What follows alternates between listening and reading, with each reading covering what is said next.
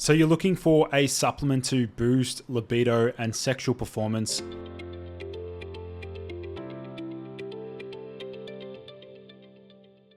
Guys, look, I understand. Life can be stressful, things get in the way, you don't prioritize your sexual performance, and now you have to perform.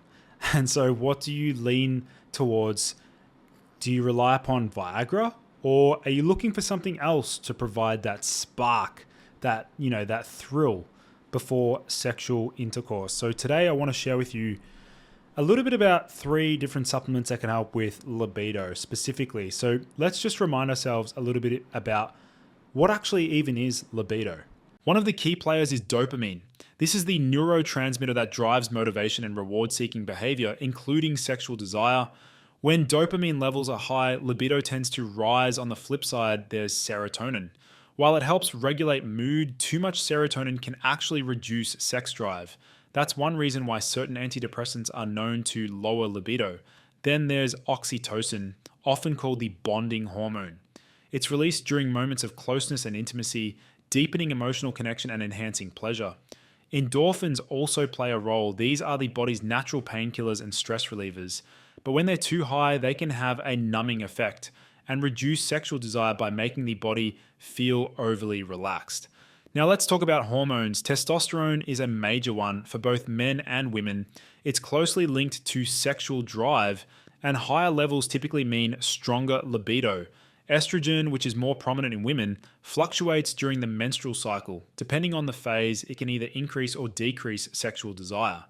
Progesterone, another hormone in women, often dampens libido, especially in the second half of the cycle after ovulation. Finally, there's cortisol, the body's main stress hormone.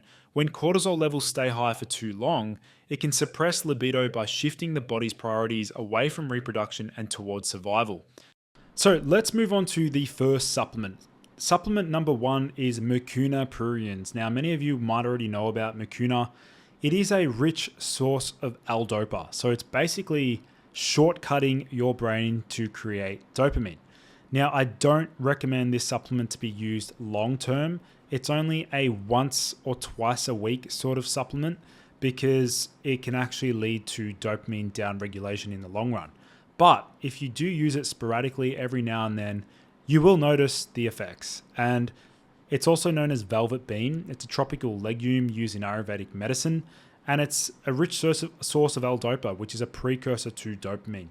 Now, basically, it increases dopamine levels, enhances mood, supports libido, and there is evidence that it also supports testosterone production. Now, it's commonly taken as an extract, around 200 to 500 milligrams a day, and it's typically standardized for the L-dopa content. Typically, what I recommend is about 10 to 30% L-dopa, but you need to consult with a healthcare professional if you do use Mucuna. Now, here's a little bit more about Mucuna. The study investigated the effects of Mucuna pruriens on sexual behavior and sperm parameters in diabetic male rats.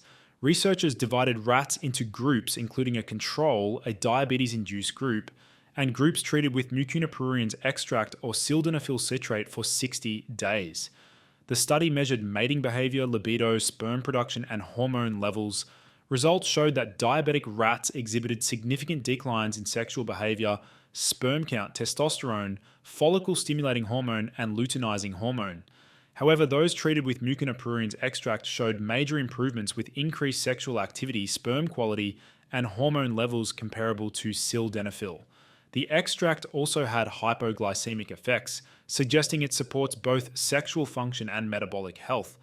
The findings support the traditional use of Mucuna pruriens as an aphrodisiac and indicate its potential benefits for male fertility and diabetes-related sexual dysfunction, encouraging further research in humans. Moving on to supplement number 2, Catuaba. Guys, this is my favorite herb of 2025, and that is because Catuaba is a herbal remedy derived from the bark of trees that are native to Brazil. It's been used in traditional medicine for centuries, primarily in Brazilian and South American cultures.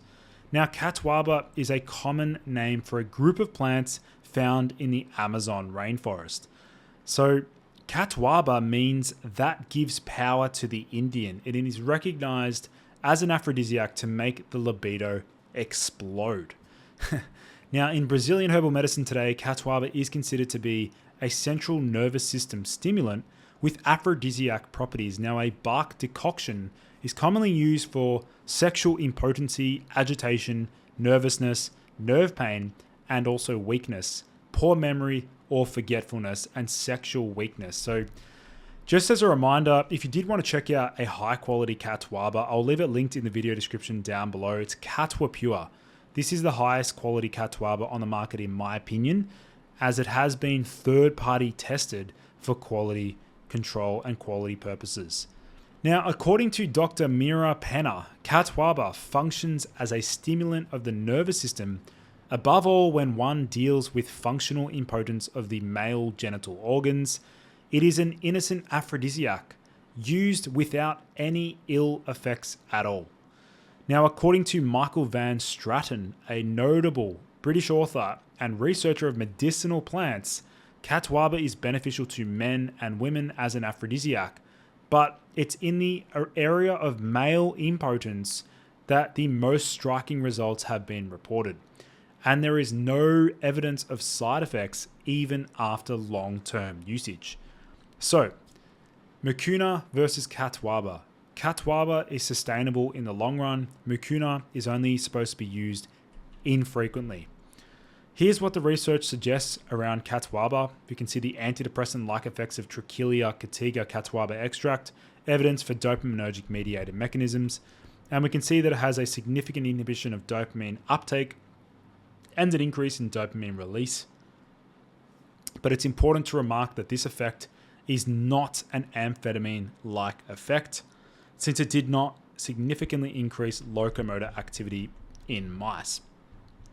So what have people said about Catuaba? Well, this guy said tomorrow 1 week with Catuaba, effects increased in mood, increased social abilities, intend to smile more. It's like a social herb. I'm a more disinhibited, looking to more girls, doing more jokes. However, no effects on libido, for example, feeling more erections, synergizes with ginseng and ginkgo biloba. This next guy here says, Catuaba, best hang of my life.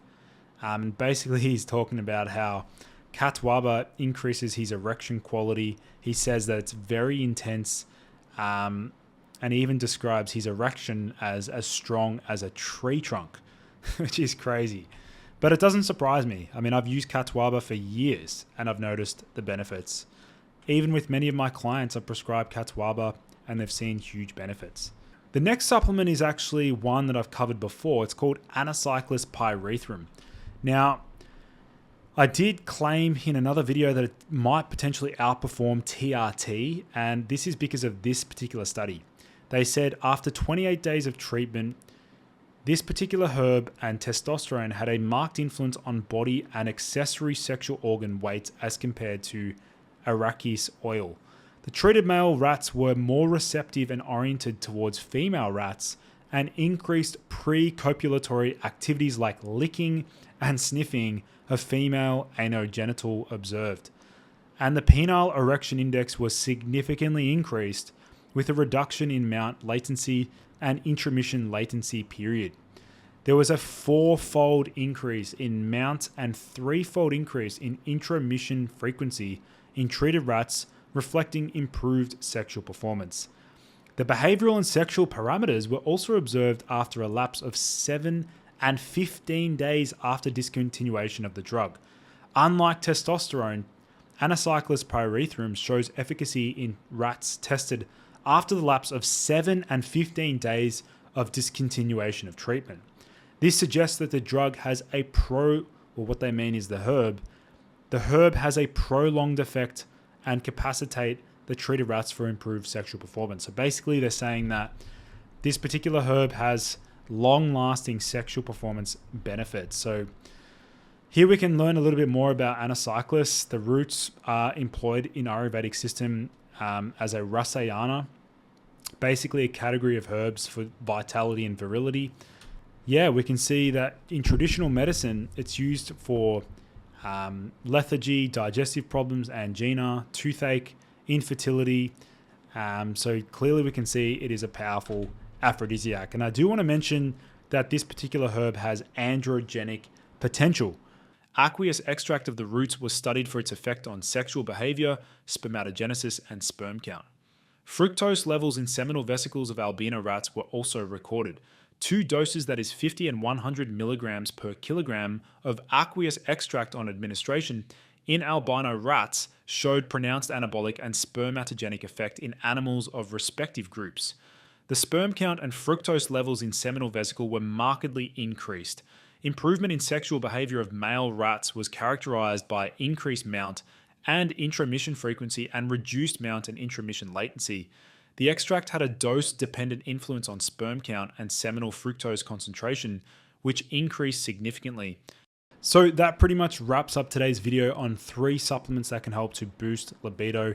If you did enjoy this video or you have comments or questions, leave it down below. Otherwise, guys, thanks for tuning in. I look forward to seeing you in the next video.